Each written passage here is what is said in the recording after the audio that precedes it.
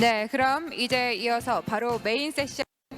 So let us start main session 3 right now. And main session 3 is about the new wave of innovation made by Asian startups, and we'll invite speakers.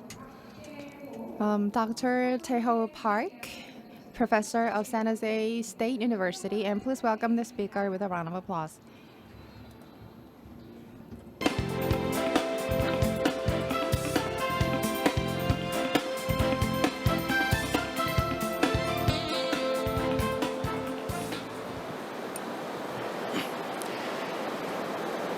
지금 시작을 해요? Can I start? 그럼 그 소개를 So as introduced, I am Professor Park Taeho from San Jose State University. And for 34 to 35 years, I have dedicated myself to teaching students. And actually, I was born and raised in Busan.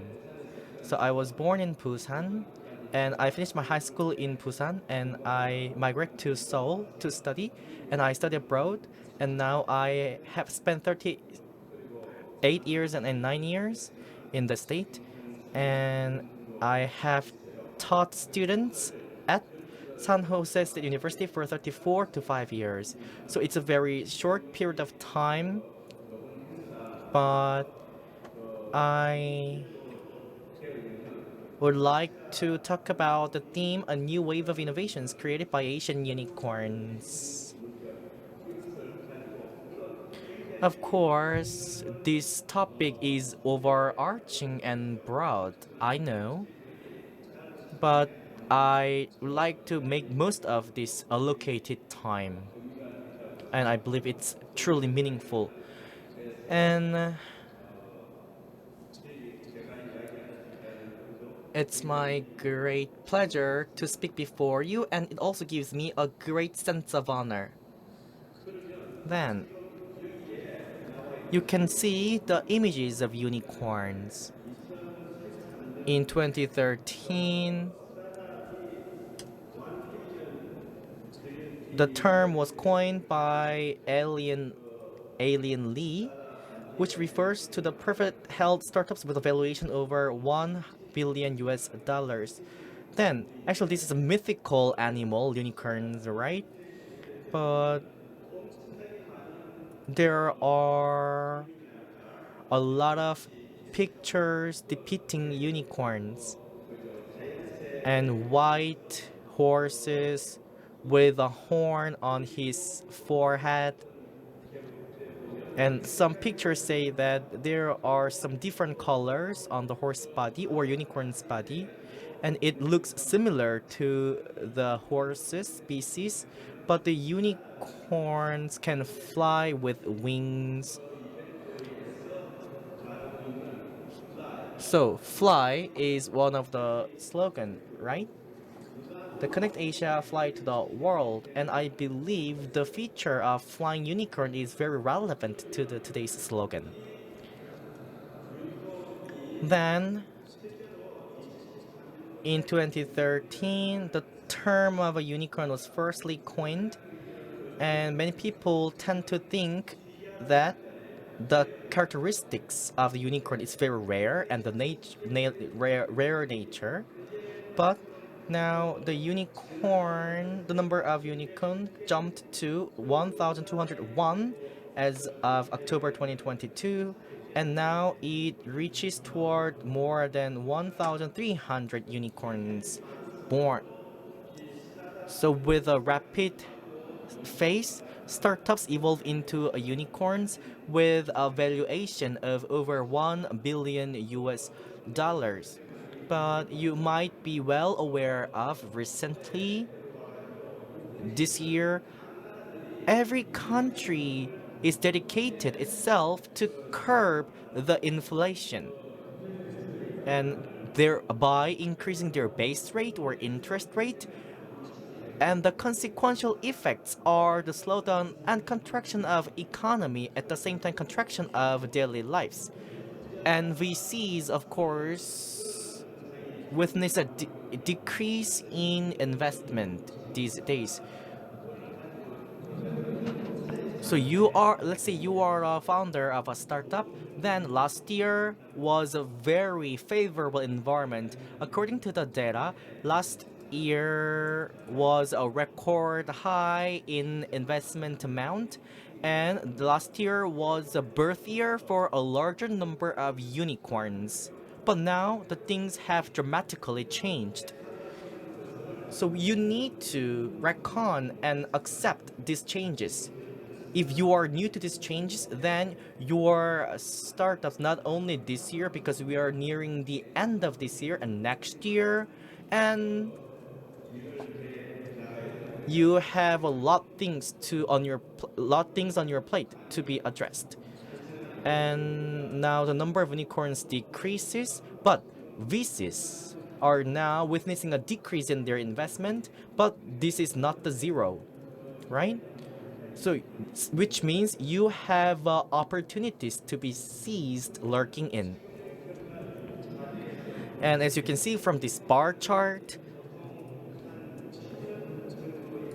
many modern startups have become unicorns in 6 to 7 years. So you got a lot of funding and you increase your valuation, then with a valuation of over 100 billion US dollar, you become a unicorn.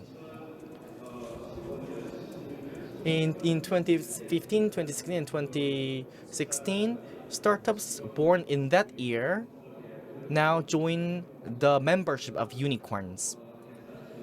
So depending on your establishment year, if you are in 6 to 7 years, now it's time for your startups to try to join the ranking of unicorns. You might seek an opportunity or be prepared for. But this is all about data, right?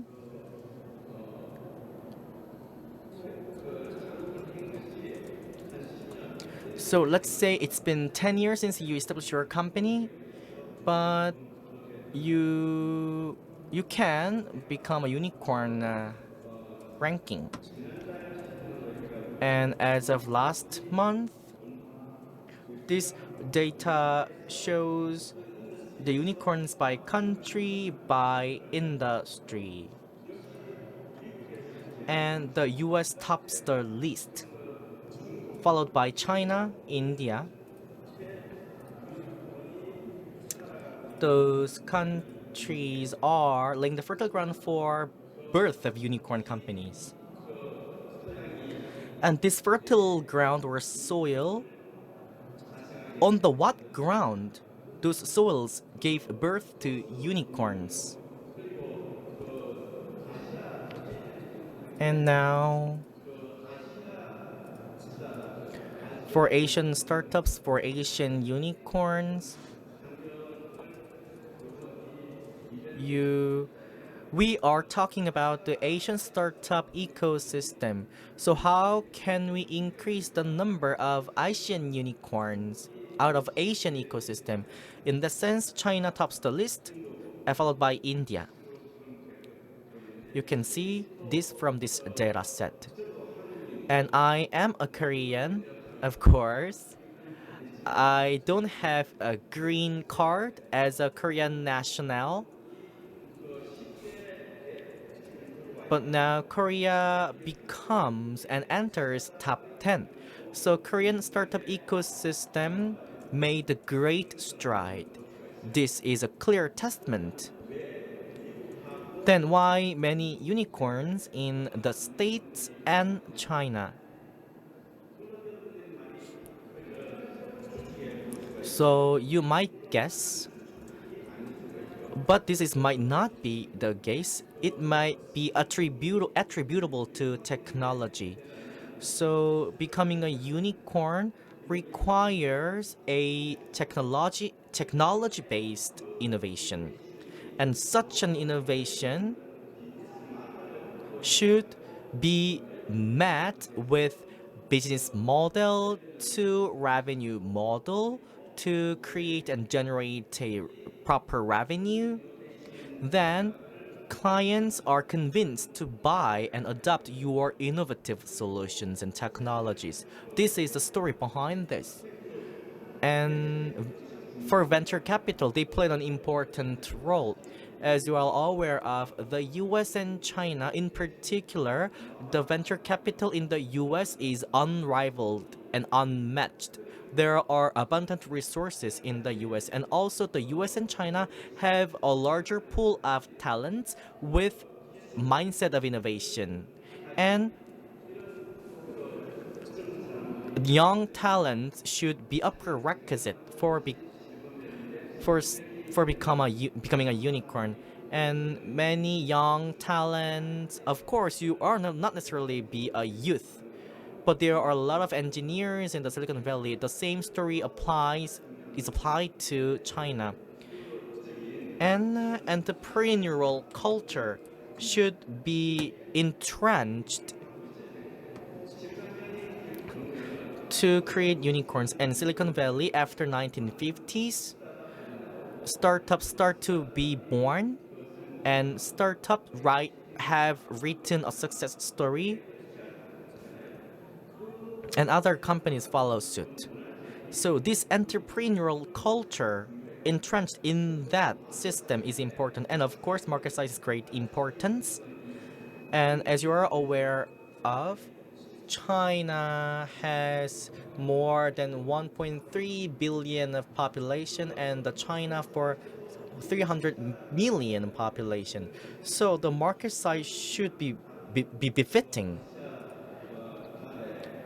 And not only in Korea and other Asian nations, those countries with smaller market size and with a smaller headcount or population, then how can we survive as a startup in such countries? Depending on your products, there might be a different strategies for globalization. There might be hurdles and barriers, and at the same time, globalization might increase the market size. This is a desirable point, but you need to think about how to successfully globalize your country. So this is a homework ahead of you.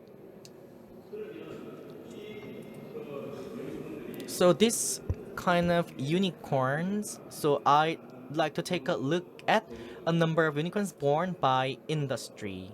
So where can you find unicorns on a global trend? And fintech is number one, and followed by internet software and services. These industries need no introduction, right? A lot of unicorns are born out of these sectors. And what about the industries of Asian unicorns? And when you look at this data, there is a small difference, not that big gap.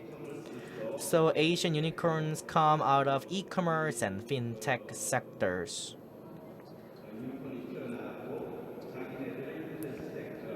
And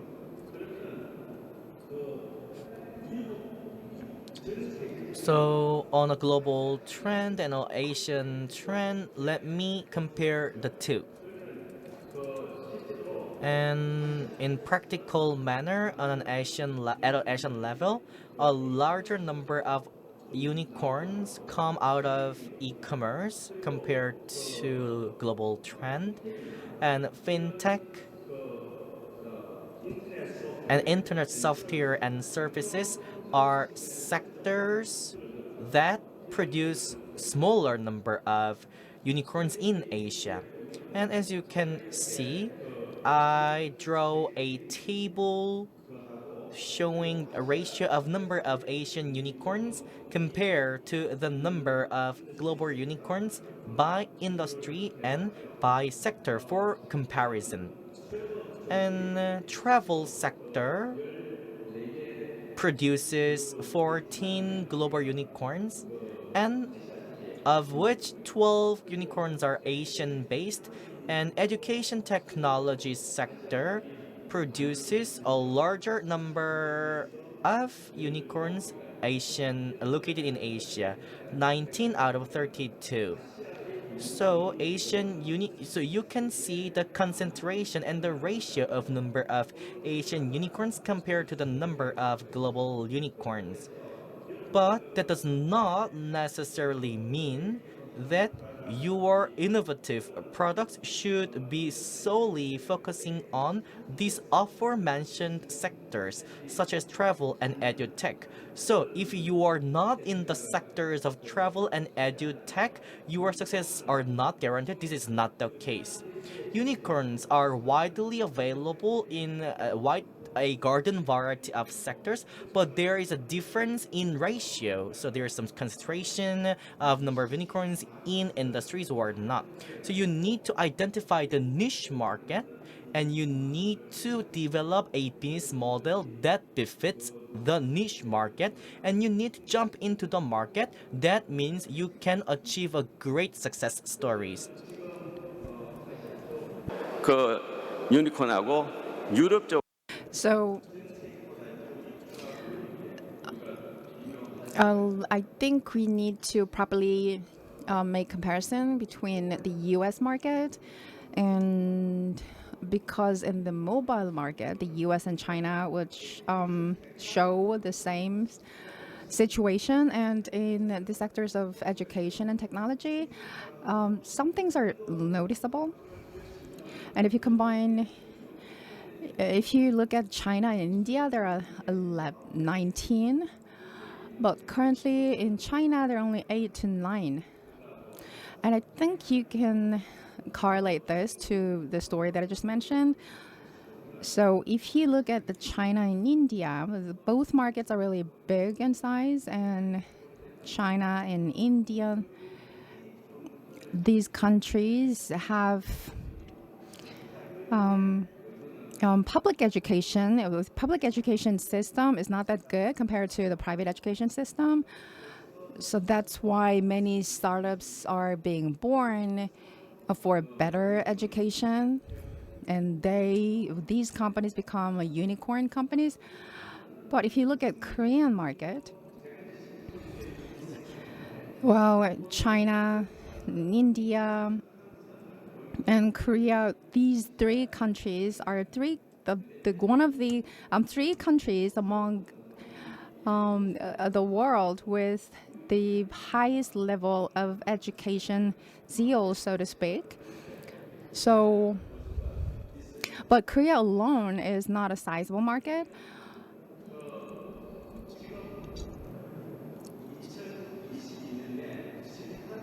So let's take a look at some emerging industries in Silicon Valley as of 2022. So you can see things like blockchain, fintech, AI, big data.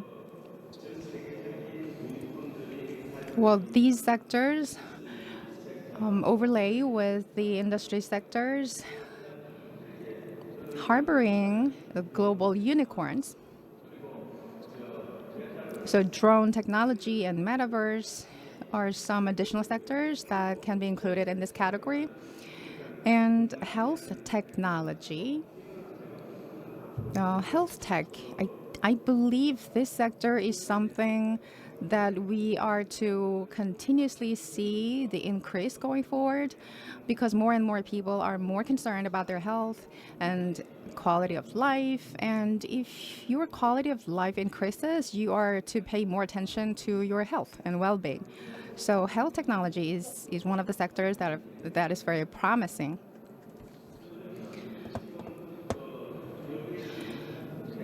So innovation, technology, and unicorn, are there any correlations? Well, yes, there is. So in pursuing innovation, you have to be supported by technology. And a technology is developed, and you can use this technology to develop innovative product that will help any company to become a unicorn. So there is a correlation between the two. So you develop a product, you develop a technology, and you make innovative products. So you have to remember this correlation between these items. So you 거예요. 근데 그것만으로 have to be able to create innovation supported by good technology, which is not an easy thing to do. You have to be helped by good market, good business model, and good timing, which is probably more important. So if you look at the technology trend for 2023, you can see digital immune system. Well, I'm not going to go into detail about this list, but you can see how you are familiar with some of the items, and well, in some areas the technology is in the development stage. So the technology, once developed, will lead to the development of innovative products, which will be released into markets with good business models that can attract good investment, creating a virtuous cycle. And another thing that I did is that you are looking at the names on tens of people. And this is the survey I've conducted to these people. And the table you're seeing right now on this slide, you can see some of the items for technology and the names of these people. So these technologies are mentioned a lot these days. AI, metaverse, IoT, and these technologies are overlapping with some of the technologies I mentioned in previous slides. So what technologies are emerging? And how can you utilize this technology to make innovative products? That is a core task for any startup.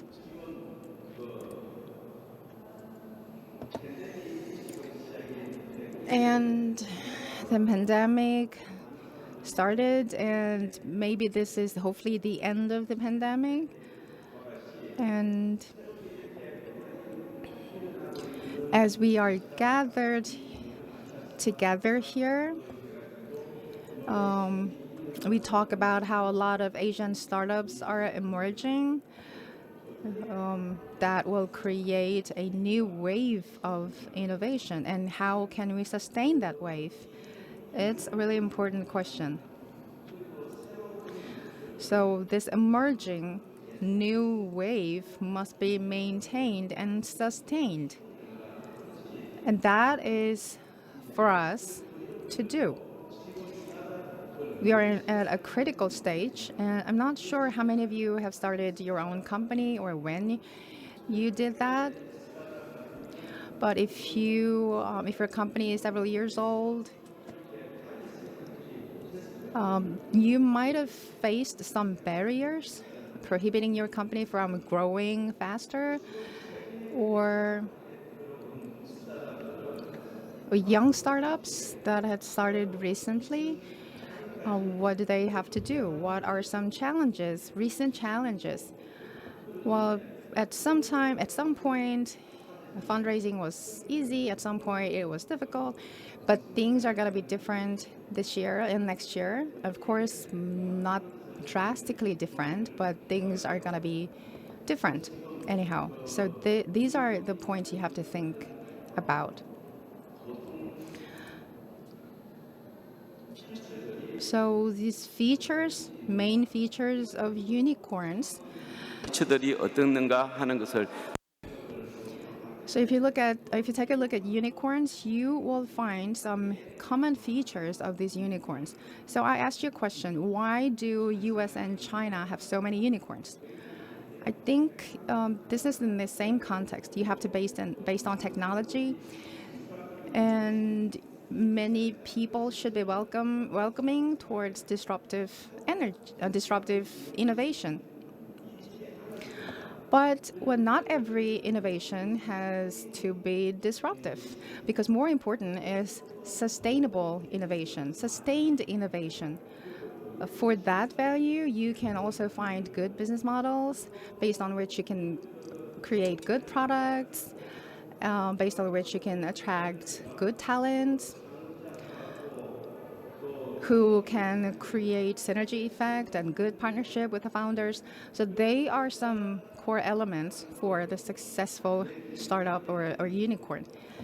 And top management, of course, has to do its job well with a great leadership. If founders are preoccupied with his ego, with her ego, and is really stubborn in leading his or her company in a bad direction, it's really critical. And when to or how to launch your innovative products in the market. What is the good timing for creating these innovative products? When is the good timing to receive venture capital? What is a good methodology for marketing? So these 4 areas are the areas where you have to do the timing really, really well. And that, of course, depends on the capacity of the CEO. So it's a rare quality, but it's not that rare, considering there are so many unicorns out there. And this slide talks about a blue ocean. So there are a lot of areas for blue ocean, and the thing is that you need to find a blue ocean area, which is important. But the ocean itself is not that important, because all you have to do is to find a niche market and develop that market with a good business model in which you launch a product and where you can attract a lot of funding. Well, then that's a recipe for success. So in closing, what is your ultimate goal? What is it that you're looking for in the Fly Asia 22? Are you ready to fly? Are you fully prepared? Are you flying already? What is your status? Are you about to take a leap? Are you about to take a flight into the air? Well, depending on your current status and depending on your understanding, your business direction will differ. And good timing is really important. Don't forget that. And the role of the CEO, it's really, really extremely important. So I read this somewhere. The leadership of a CEO, the decision of a CEO, if that goes south, that can turn your company over completely with no matter good products you have. So making innovative products, making good products based upon good business models, and attracting good customer needs, finding niche markets where you can find the right customers. That is all about making your company a success, and I wish you do in the future. Thank you very much for an informative and insightful presentation. So please be seated for a panel discussion, and let us invite the moderator for this session, Vice President Choi from Korea Startup Forum. And we'll also invite the other panelist, Mr. Cho Won-woo.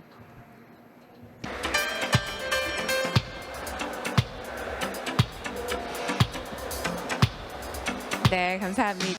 Thank you for your cooperation, and I would like to hand over my microphone to the moderator. Nice to see you all as introduced. I am Choi Jiyoung from Korea Startup Forum, and we are supposed to have English as a default language, but one of the panel was from Indonesian Unicorn, but he was not able to be here. So actually, all the panels are Korean. And most of the audience looks Korean, and their mother tongue is Korean, so I'd like to proceed the session in a Korean. So actually, the default language for this session is Korean, and the topic of today's session is the new wave of innovation created by Asian startups. And only with the participation of the three panelists, we need to finish all the 1 year allocated time. So introduce yourself to the audience. And now, can you hear me? Yes. So actually, as introduced, I am a professor of San Jose State University for 34 to 35 years. And also, I am Dean of the Department of School of Global Innovation Leadership. And it's been 40 years since I'm in this sector, and I was born and raised in Busan. Thank you. And can you hear me loud and clear? I am Willy Choi from Megazone Cloud.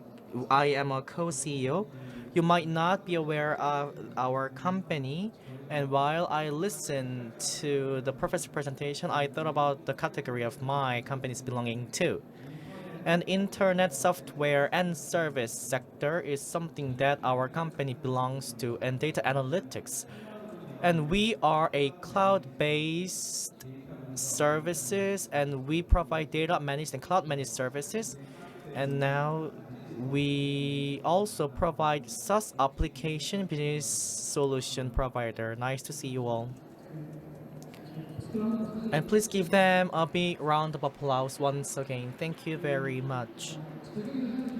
And let me brief you on my background. And the Korea Startup Forum has more than 2,000 current startups as a membership. And also Megazone Cloud is one of our membership, and 배달의 민족, 야놀자, 직방. Most of the unicorn companies are our board members, and startups in the early stage and unicorns are joining our forum as a membership, and they are considering solutions for pollution. And in order for startups to grow, we have carried a lot of variety activities. So this is a brief introduction of current startup forum, and actually I believe this theme is very broad and overarching, so I don't know where I can put this focus on. 우리가 유니콘을 And so we the larger number of unicorns are important in a political policy manner, and the importance of unicorns and the success factors behind this might be the focus.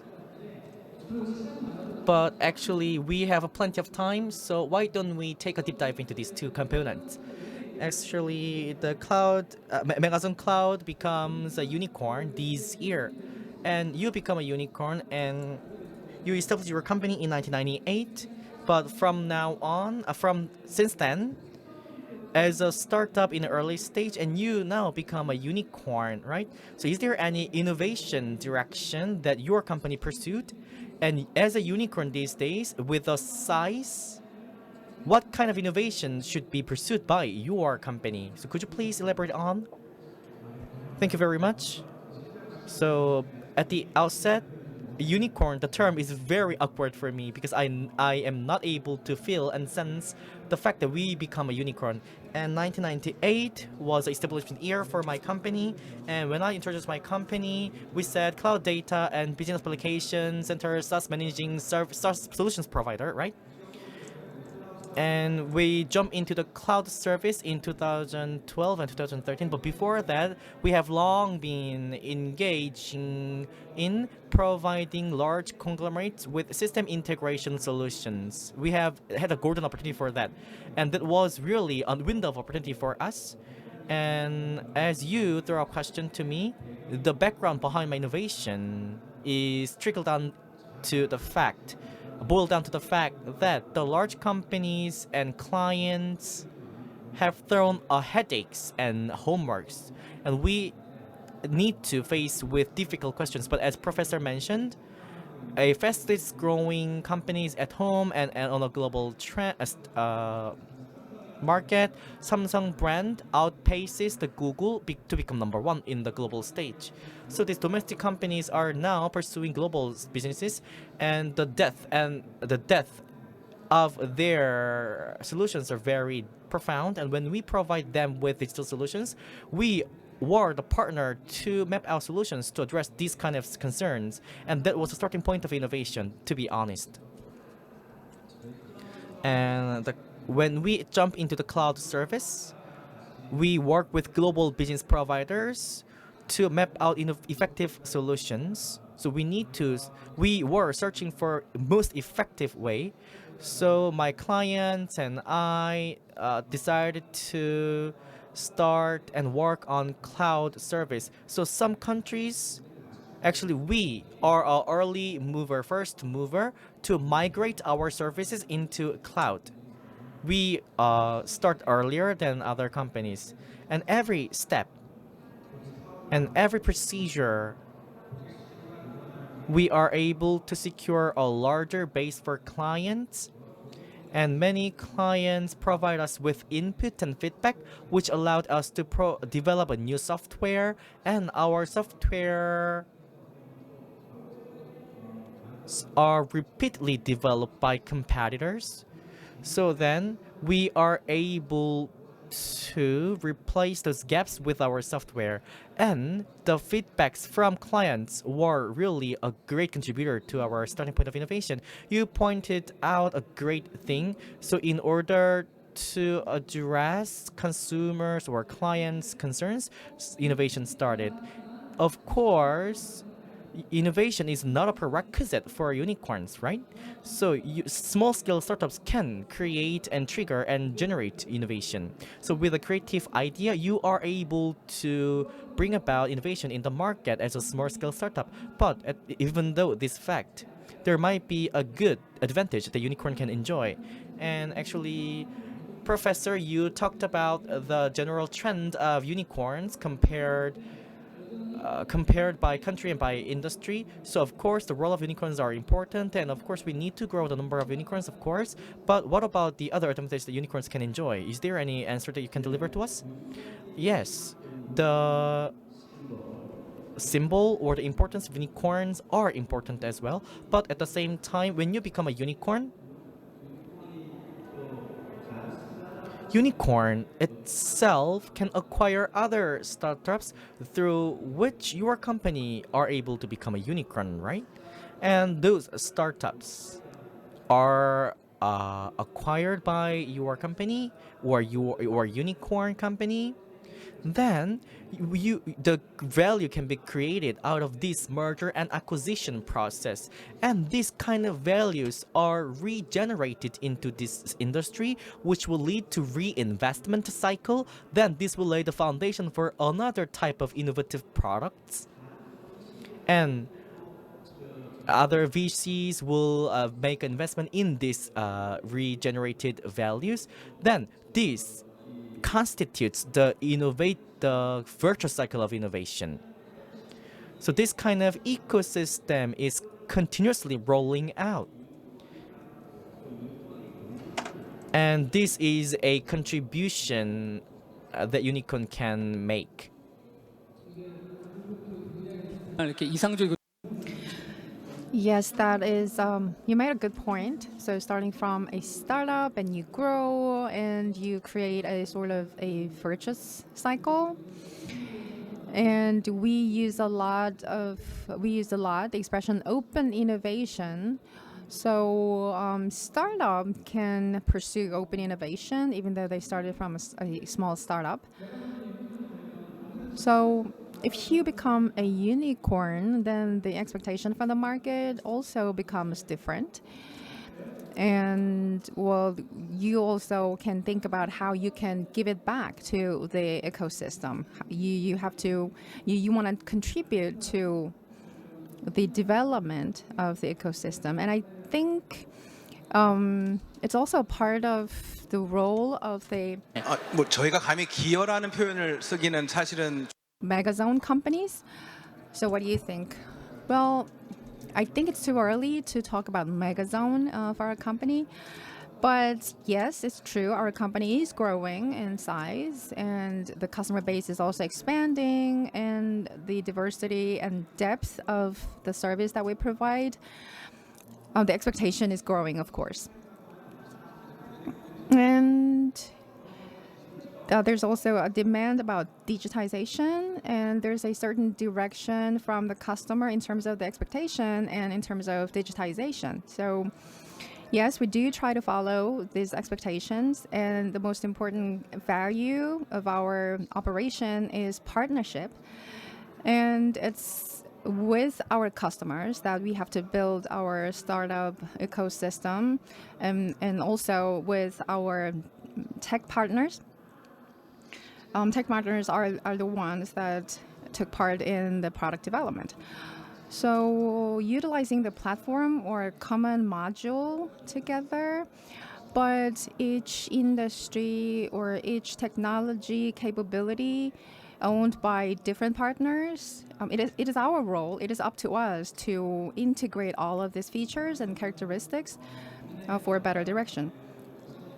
And one of the slides talked about the reason why US and China are a conducive market to startups, and you talked about a market size. And as you all know, the size of the Korean market is only 1/10 of that of Japanese market, or 1/50th of US market. But for many companies to build success together beyond just becoming a unicorn, the marketization of Asian market into a global market is utmost necessary. And Vietnam, Hong Kong, China, and Australian market, they are the potential markets for the expansion currently. And our main strategy is instead of going right into the US market and expand our sales revenue, but rather we are working to turn ourselves into a main channel or main platform for a partnership. And this is something we can expect from a win-win strategy and partnership with our tech partners and customers. And the question that comes to my mind, listening to your answer, is that for a growth strategy by a Megazone company, they always tend to be oriented towards a mutual growth or win-win strategy. But the government is all about the KPI, and also a lot of us are preoccupied with this KPI. So how many unicorns do we have? How many are there? But that leads us to a wrong direction, just getting obsessed about these numbers and stats. But that doesn't work, right? Especially in the economic downturn, these numbers and stats, they don't mean much. So the professor talked about how there are 16 unicorn companies in Korea. And if you look at the most recent data, you can find 21 unicorn companies. And though, as you mentioned, growing this ecosystem of Asian markets is important. But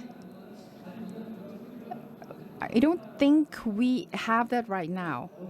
Not yet. Not a lot of companies are really focused on that. And of course, the government should play a role to some degrees. So I'd like to know about the situation in the U.S. So, Asian companies, startups, and business supports are very different to that of the US. In case of India, earlier this year, as of January this year, 75 unicorns are the target for Indian government to set this year's vision and mission. But consequently, as of now, only 10 unicorns were born. So with this target, the government should be dedicated to meeting this goal, and the government should be at the forefront And this is a models that are mostly seen in the European nations driven by EU and in Asian countries. But in case of the US, market and private sector are the drivers to grow unicorns. And of course, US of course provides startups with supports SBA in the States, SBIR or STTR are the programs that are rolled out by the US government, and they play a matchmaker role. And of course, there is a government-led support, and they are responsible for funding support. But fundamentally, the business and the private sector and the market entities are driving the growth. Yes, then actually I believe Korea should be at the middle ground as the ideal type. When you think of the startup ecosystem, we tend to think about the nature and culture that entrepreneurs in that region have. And of course, Korean startups have different mindset compared to those of US entrepreneurs, and also each country has their own uniqueness and advantage as an ecosystem for startups. So we need to strike a great balance. And in the unicorn policies and in the nurturing support scheme should incorporate those kind of uniqueness and strength. But this is not the great place for us to draw or map out a panacea or a silver bullet. And the title is The New Wave of Innovation Created by Asian Startups. So we try to narrow down the focus onto Asian startups as requested by the slogan. And as Professor mentioned, Asian unicorns compared to other regions are good at certain industries, and edutech is one of the examples, and other industry sectors are included. Of course, those industries are of necessity to Asian market. This would be one of the reason, but technology-based, high-tech based unicorns, except China, because China's statistics might distort the Asian statistics. So actually, we set aside China, so entire Asian market. So high-tech companies.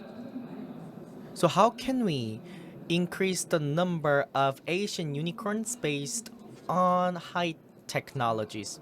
Is there any recommendation? So anyone would be, either of you would go first. Actually, this is a question that comes to my mind. It is not a prepared question. So could you please repeat the final question? So actually at home, when you look at the entire industry at home for startups and unicorns, the SaaS unicorns are enjoying supremacy in Asia, but space market capitalization is 100 trillion US dollars. So, how can Asian countries produce a larger number of high-tech unicorns? So then, so my understanding is right then, how can we nurture high technology based Asian unicorns? Of course, P2P platform and logistics and retail are the industries, but Asia lacks in the number of unicorns coming from technology and high technology. Actually, I believe the professor has laid out answers. The market size is not that befitting to the growth of the high-tech based unicorns, and I believe there is an inflection point, and internally we try to work on new type of businesses, and the commonalities as a challenge is that the fact that we need to overcome some tipping point or inflection point. So we are going through some pain points when we grow, and 1/10 of the size of Japan is Korean size. So with a smaller market size, in that country, startups need to overcome this tipping point and inflection point, and there is a readiness acceptance. And Megazone Cloud provided and offer collaborative projects and models. The reason why I mentioned this is based on two facts. First, inevitably we start from cloud service, and cloud need to be a platform to offer integrated solutions, and we need to respond to this necessity and needs. So we need to correspond to the concerns and at the same time needs of our clients. The reason why I throw this fact to you is that when we go global, many Korean startups have collaborated with us on a go-to-market strategies, but HK regional office was born and it's been 2 years since then. And in Hong Kong local startups become our clients. So they try to adopt our technology to jointly advance into the Korean market while utilizing their existing legacy. I think this is a good strategy. So ecosystems, and there might be a win-win or synergistic relationships between ecosystems. So actually, those kind of things should transpire and happen seamlessly. And positive competition should not be confined to Korea alone. It should expand toward the Asian nations. And over time, this ecosystems partnership is widely prevalent on the global stage.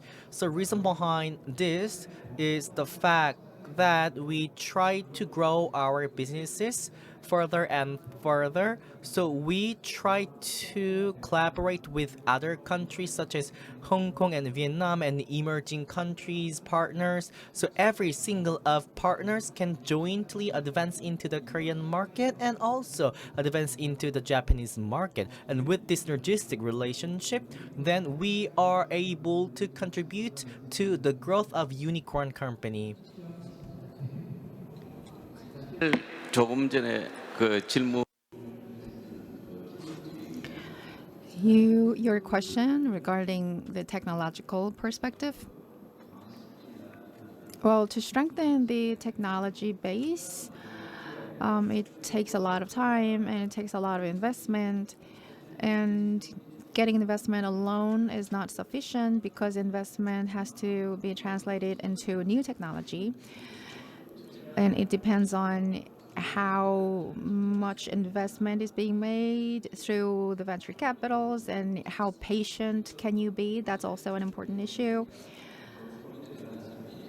And the recent COVID pandemic saw some development efforts for vaccines and treatment. And everybody was happy that, okay, we made this vaccine, or some company made this technology to treat the pandemic. But I saw in news today that these vaccines are not sold. So it takes time, it takes equipment, it takes facilities and development, and that is all the investment. So think about how much you have to put in to develop these vaccines. But there are not many Koreans who got vaccinated with these vaccines. So maybe you should sell this to African countries. And that way you can collect the yield, you can create some yield or returns. But the thing is, developing such technologies took a lot of time, and it always requires patience. And if you look at the US cases, the US government makes a lot of investment in developing fundamental technologies. So in the 1950s, Silicon Valley was able to grow into this size because of the support given by the US government, because they were ready to put money into defense industry. And that led to the development of semiconductor industry, computers, and internet technology. So this always takes time. It can't be done overnight. So there are two things that need to be happening in a parallel. First, you have to have an environment where you can continue developing your technology and where you can get some support from the government. And the making innovative products expected by the market should also garner a lot of support. So these two pillars are two important pillars. We have to pursue this two-track strategy. Yes, right. I couldn't agree more. And all investments need patience. It's a long-term project. And if you look at the recent 5 years and the rapid growth of startups of Korea, was mostly because of the ample amount of liquidity. But recently, the venture capital, they never used to ask about the returns, potential returns and operating profits, but the rules of the game changed. The venture capitals are now keen to know the potential profits and returns. So the customer base is not everything anymore. So listening to your answers and what you talked about, taking time. The Korean government is at a turning point. Their focus will be on digitization. And I don't want to bring up another event here, but I was at another event. And now the digitization project of the government talks about 1 million population. And the thing is that every year, 300,000 students take the KSAT, and probably half of them, let's make it rough, half of them goes to engineering college. So you have to have 10 years to have 1 million engineers in technology and digitization. So this is just a simple calculation. So what I'm saying is that it takes a lot of time. And of course, we have to attract a lot of global talent. And if you look at the innovation experience of Silicon Valley, this company has attracted a talent pool from many countries around the world, right? Yes, many people would think that Silicon Valley's success is all about software, but that's not true. There are many other industries, including biotech industry and hardware, or the combination of hardware and software. So there are a lot of hardware innovation because Silicon Valley itself started from hardware. So as I said, there's a biotech and clean tech, like you see in Tesla, and pharmaceuticals.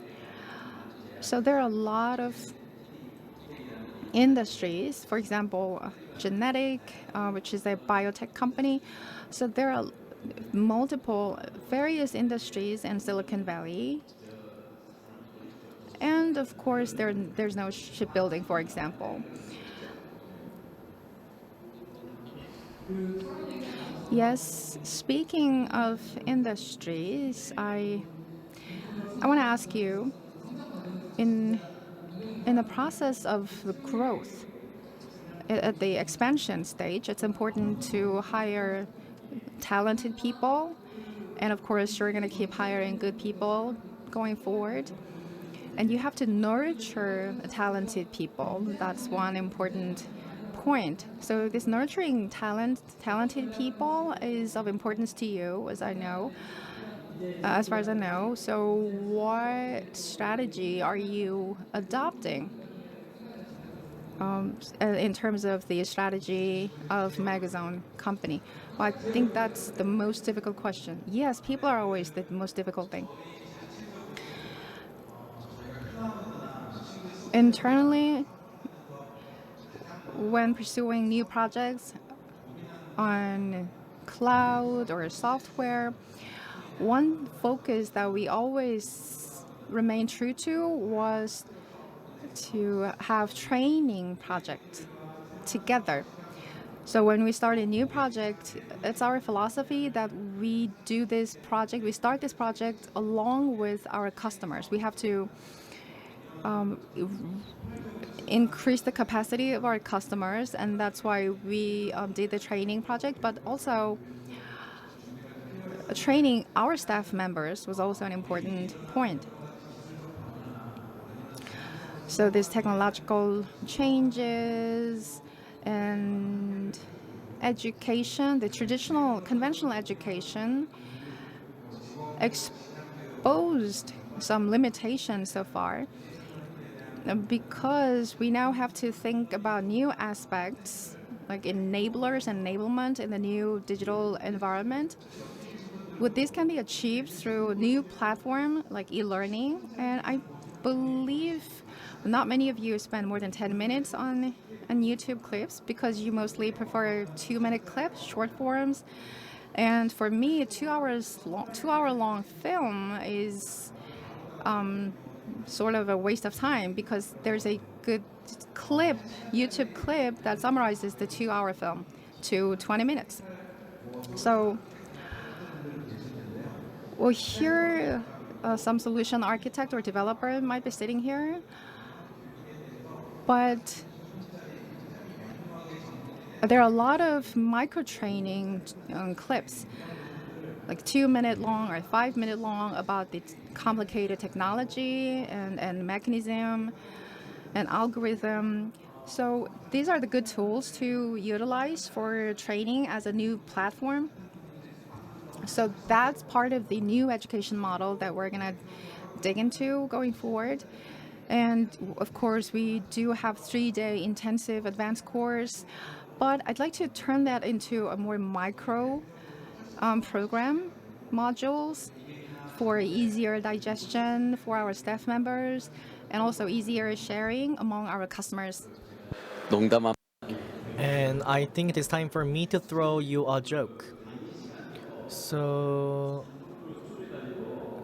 actually, we have 75 minutes of lecture, but I think it's time for us to make 3 to 4 minutes 아 근데 그 of lecture. I think you are tired. So you've spent 30 years long in teaching students. And actually, you are one of the experts here. So why don't we take a deep dive into this sector? And you are a living testament and witness to this current trend. So when you look at the Korean unicorn startup ecosystem, how can Korea nurture young talents as a professor and lecturer? So I would like to listen to you because you are one of the eminent scholars in the world. So I've spent more than 10 years in researching a training program on innovation entrepreneurship. And I came from Korea and I am a Korean. So 90% or more is about training for Korean students and Korean entrepreneurs. And in 2015, at Daejeon City supported the project, and Daejeon Techno Park had formed a partnership with us. And 6 Daejeon-based companies were selected to be invited to the US to learn about how to marketing and how to establish a company and how to address accounting affairs and legal affairs, and also in order for those companies to attract VC investment and how to pitch those are the subjects to training. And it's been 4 years since then, but the pandemic broke out, so that was suspended. And that experiences taught me that Korean university students are different. They are good at English speaking and also communicating with other people, and social skills are lacking. But operating businesses and globalize your businesses require such kind of training, not only for language proficiency but also for social skills, and approach how to approach to people and have a good manner of communication. So one thing that I found regrettable here is the fact that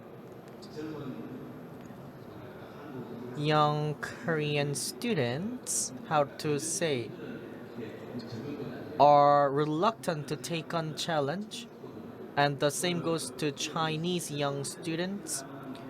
So those people from emerging countries are willing to complete the tasks that are required, but when they are given autonomy, actually they need to think out of the box with creativity, but their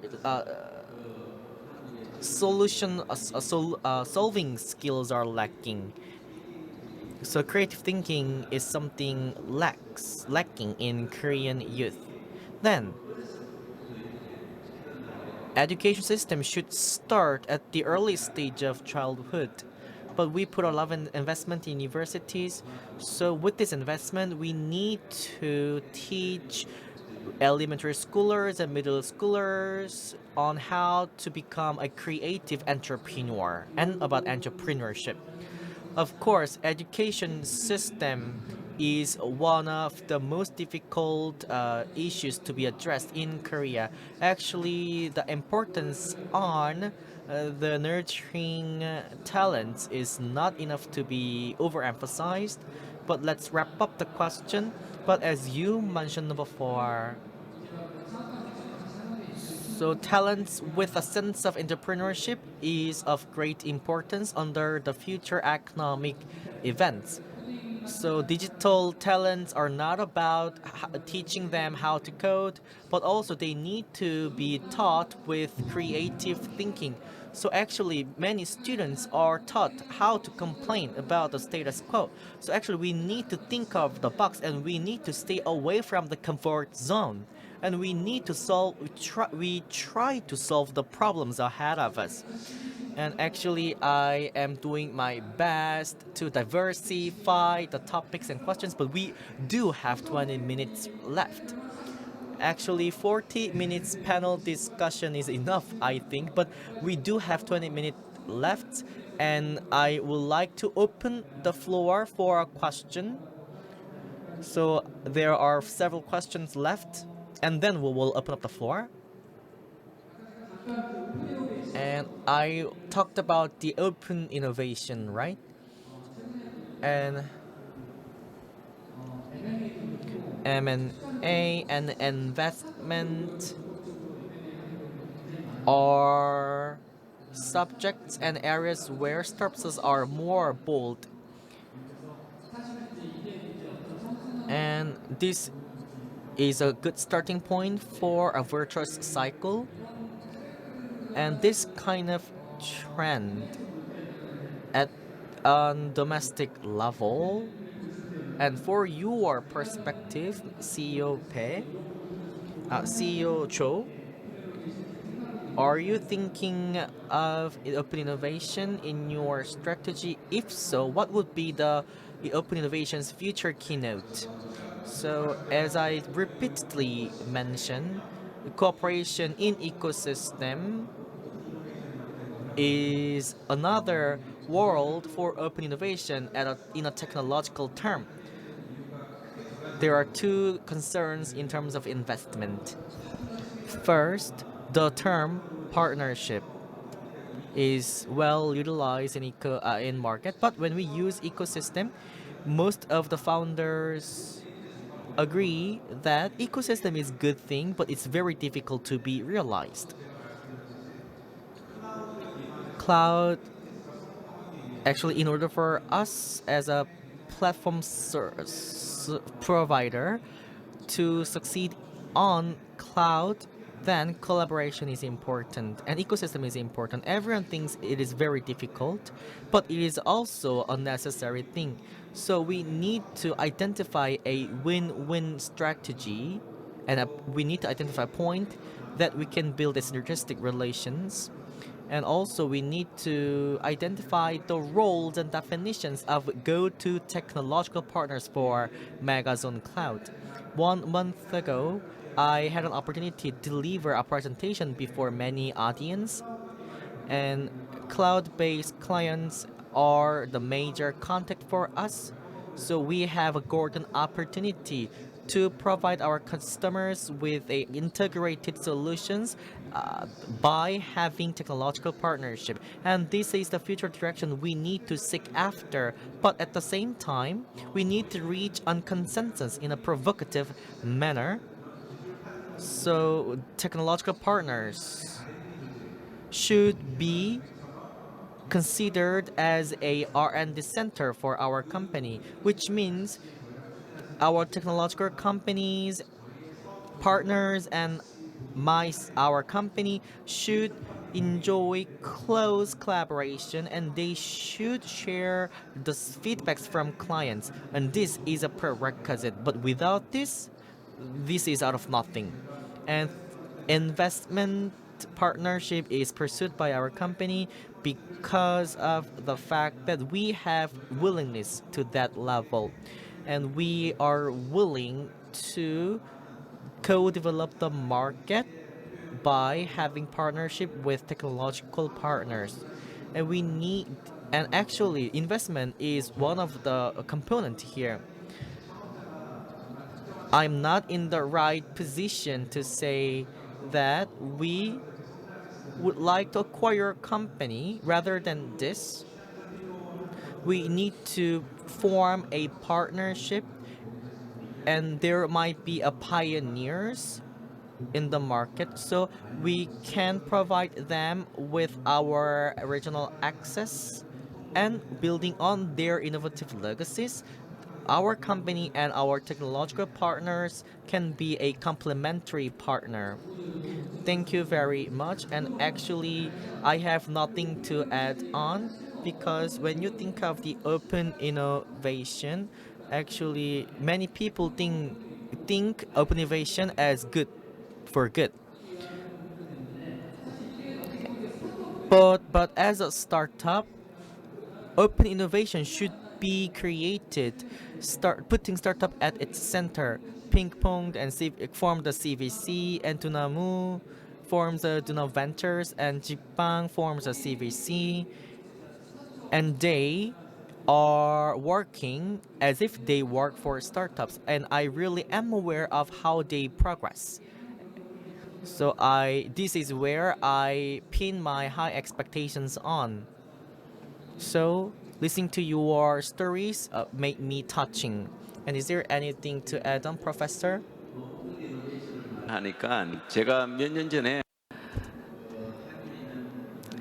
Speaking of open innovation, I am reminded of the fact that I did a research with one of the professors at our college. And if you look at if you look at the Silicon Valley, and if you look at the research results, it mentions Korean companies too, as well as companies of the Silicon Valley, including Samsung and LG. So we talk a lot about open innovation, and more large companies have been working hard to use this concept more. And for example, at Samsung, they started this program under the theme of open innovation, and LG did the same thing too. And if you talk to people there, people at the companies, but the idea was good, but the result was not really tangible. So in many startup companies are leaning towards acquiring and in the process of becoming a unicorn. I don't remember if it was tomorrow, if it was yesterday or today. So open innovation, inbound, outbound, open innovation. But it will be mostly inbound innovation for startups. That's more feasible rather than the outbound innovation. So there's a lot of buyouts happening for startups, and I don't know about unicorns or Megazone companies. I'm not sure if M&A happens a lot for these companies. But there's this company called Dropbox in the US. It's like a web hard business. And they are now covering a lot more diverse areas. But anyhow, this Dropbox in 2022 and in 2012 and 2014 acquired a lot of companies in growing their sizes. And in 2013, the valuation was 10 billion, 14 billion. And in the process, a lot of companies were acquired by Dropbox. And one interesting thing is that there are 7 to 8 companies that were acquired by Dropbox. And Chinese company, one of the famous hackathons, this Tencent also grew through M&A. So if you have a technological target, you have to make a choice, either to develop technology or to acquire a company that has already accomplished this technology. So if a big company, well, you can think of an ideal case where a big company with this technology build a partnership with a small startup company. Well, it's really unlikely case, right? Because usually these big unicorns acquire small startups. So that's a type of new open innovation, I guess, in a more realistic term. Yes, thank you for the comment. I keep looking at my watch. And I think we have 10 minutes left, so I'd like to really open the floor to the audience to take questions from you. Probably 1 or 2 questions would be feasible. So, do you have any question? Raise your hand. No questions? Can we get the mic?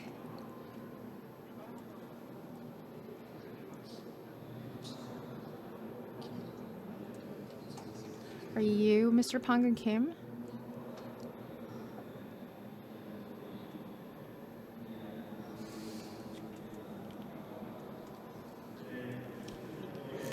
Yes, thank you for the opportunity. My question goes to Professor Taeho Park.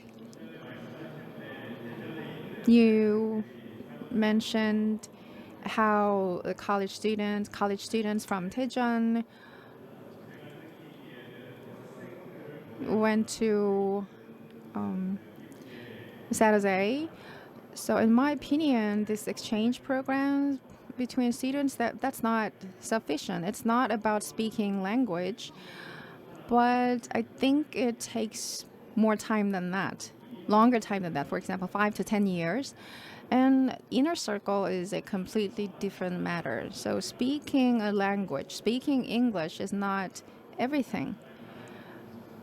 And for example, if you stay there a month or 2 and learn about how to build a startup, that's not gonna work. So everyone talks about going global and sending students and sending workers overseas to learn something. I think that requires some improvement. What do you think? Well, the case I talked about from students from Seoul, they're actually not students. They are all entrepreneurs or employees from a small company based in Daejeon. So we took the whole company as part of this training program. And what I designed, I appreciate your point.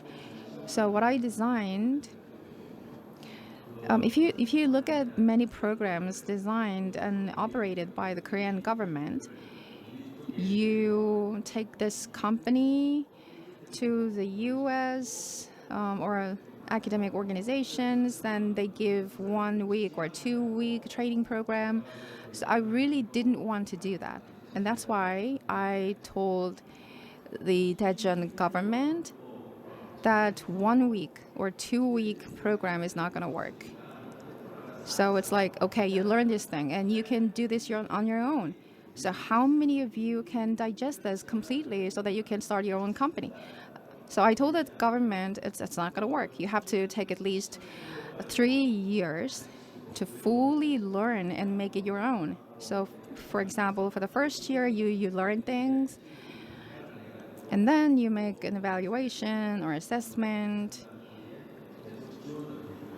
and that will translate that will need to translate into a sustainable program for years to come.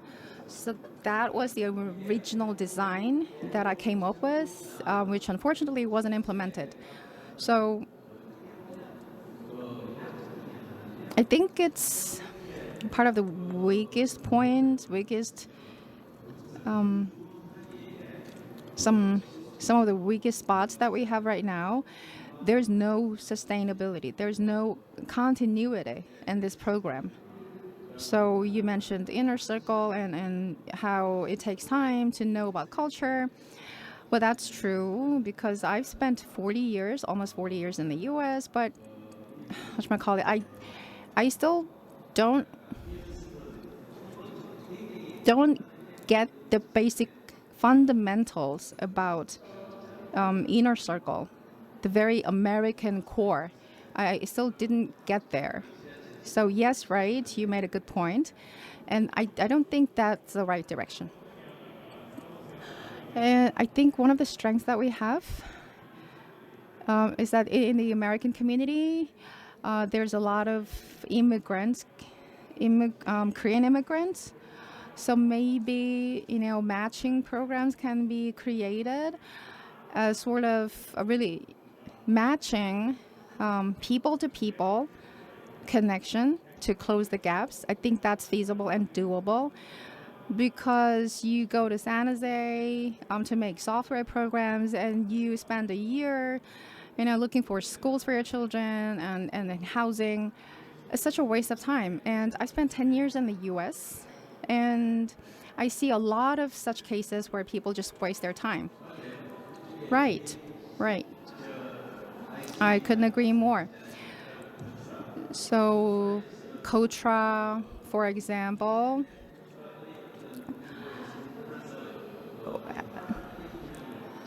I think Kotra changed a little bit of their programs in the past.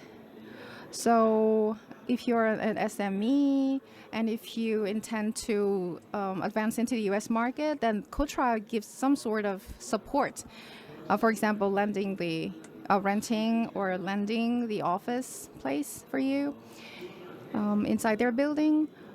So, but the quality of the supporting staff members also matters because their understanding is not sufficient about this local community and local market. So how I see this is that they need to give more quality support to really grow this company, but they are working as an incubator, that's for sure, but that is it. There's no more. So plug and play was a part of the things that we discussed today. But plug and play is not just about renting or lending a place. It's about giving full support, full dimensional support to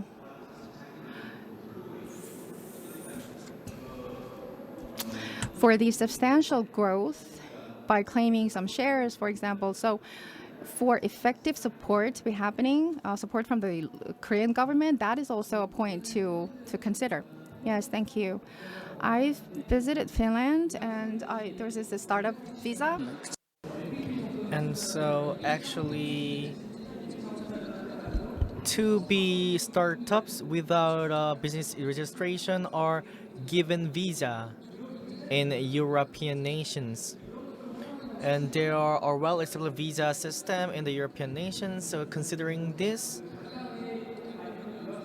those exchange students or students going overseas to study can take full advantage of these benefits to become a startup. So actually that struck me in the European nations. It's very difficult to get visa in the region, but Korean students are easily given visa for startup. And we do have 1 minute question. We can afford that. I believe it seems no question from the floor. Then why don't we listen to final and closing remarks and 1 minute per person? So what about your impressions and the final closing remarks that you have felt so that you are not gonna regret? So thank you for inviting me to this important event. And actually, our insights are somewhat paradoxical. Startups can get matured, and it takes a lot of time for companies, startups to become a unicorn, and how to educate employees, and how can we fastly adaptive to fast changing environment, and also how can employees be prepared for the next career development. And on my part, and also I mentioned startup ecosystem within the system, a culture of growth should be internalized and entrenched. This is important for our company, and open innovation and close partnership should be well entrenched in co-prosperous ecosystem. And it's good to be with you, but at the same time we need to continuously identify the opportunities for co-growth. That would be the future direction. And once again, thank you very much for inviting me to this important venue. And actually, this is the final comment that I'd like to make.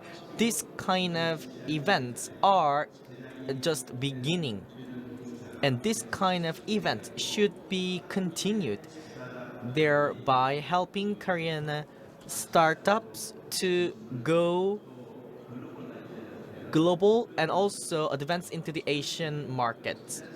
And this should be accompanied with supports from a venture capital level, and from a local government, and from a central government. I spent a lot of time in the state, and I had an opportunity to meet with those from Korean officials. And when we do have seminar with officials from Korean public agencies, I always say that, but actually my recommendations fail to be incorporated into their future activities, but fly to the world. This is the slogan of this event, right? So this kind of slogan should be continued. So under this banner of Fly Asia or Connect Asia, Fly to the World, Korean companies can go into the global market. And we do have 25 seconds, and this wraps up this session 3. Thank you very much for being here at the end of this session. My special thanks go to all the panelists for sharing with us thought-provoking insight. Thank you very much for your attention. And I am Mr. Choi from Korea Startup Forum. Thank you very much. Thank you so much. And actually, you keep the time limit, and that really is surprising. So Mr. Choi and Professor Park and CEO Joan, please, why don't we give them a big round of applause? Thank you very much. And while they have a group photo session, we like to introduce you to the conference session 4. And this is about the current status and development plans of public tech-based startup ecosystem. So we do have stage arranged. Without further ado, we will kick off the session 4 just after the stages are set. So thank you for your patience.